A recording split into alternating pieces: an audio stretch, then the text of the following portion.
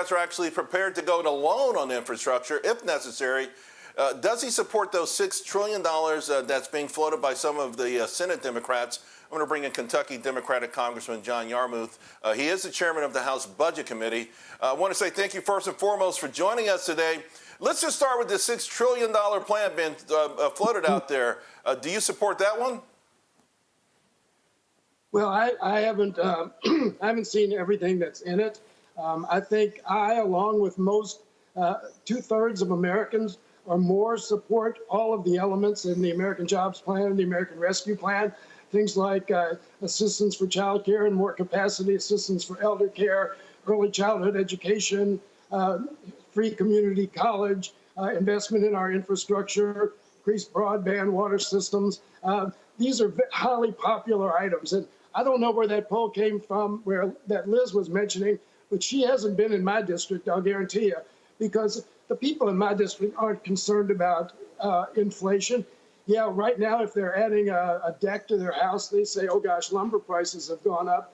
But that's not because of increased spending. That's because lumber producers cut back supply when the pandemic hit last year, not realizing that there was going to be a greater demand because people realized they were going to be spending more time in their homes.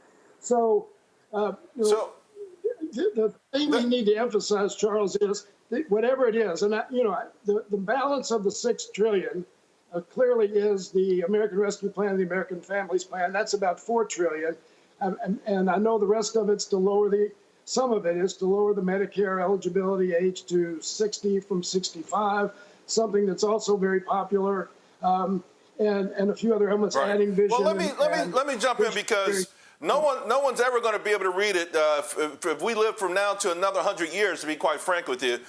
So, I mean, $6 trillion is a lot, right? I mean, it covers, I don't know what Senator Sanders is thinking about. What about paying for this? Whatever the number might be, do you support higher taxes on businesses, high-income folks, capital gains? Are you across the board okay with higher taxes? I'm okay for most of the Biden agenda, but let me stress one thing.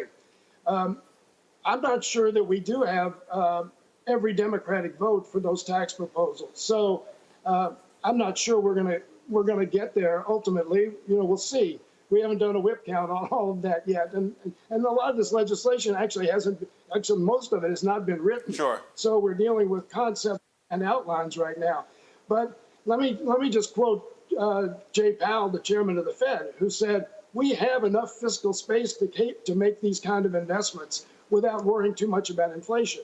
And that's kind of the premise that we're at. I follow Jay Powell pretty closely, and I don't recall when he said that, but I will say this much. We did have a Federal Reserve meeting this week. The market has reacted in a way that you can see today. The Dow took a beating. Everything, by the way, that was supposed to go up, everything went down.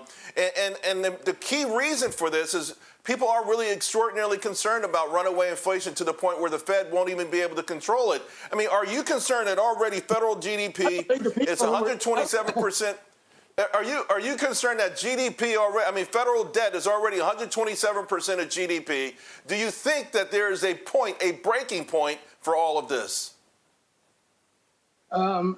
First of all, debt to the GDP ratio in Japan is 240%. They don't have inflation. They don't have. But they've had a lost 2 decades. Japan, 20 years ago, Japan was going to be the #1 economy in the world. And for 20 years, they have just drifted. They have lost everything. Yeah, it's a great country, but they lost all that might, all that umph. Do you want us to be in the same predicament? Well, for a lot of people in America, the last 20 years has been pretty similar. They haven't made any gains either. As a matter of fact, probably the majority of people in America have not made gains until, very, very recently. So, I think what we have to look at is saying, what's the role of government? Is the role of government to do only what it can tax its citizens to do? Or is the role of the federal government, which issues its own currency, is it to say, what do the American people need us to do? What do we need to do to guarantee a successful future for our country, our economy, and our people? And then we figure out how to resource it. And I think this is the first time in decades that an administration has asked those questions in the right order, saying, what do we need to do for our people? And I think And Right. the American Jobs Plan, the American Rescue Plan lays that out pretty clearly. So essentially, you're getting to the crux of the issue.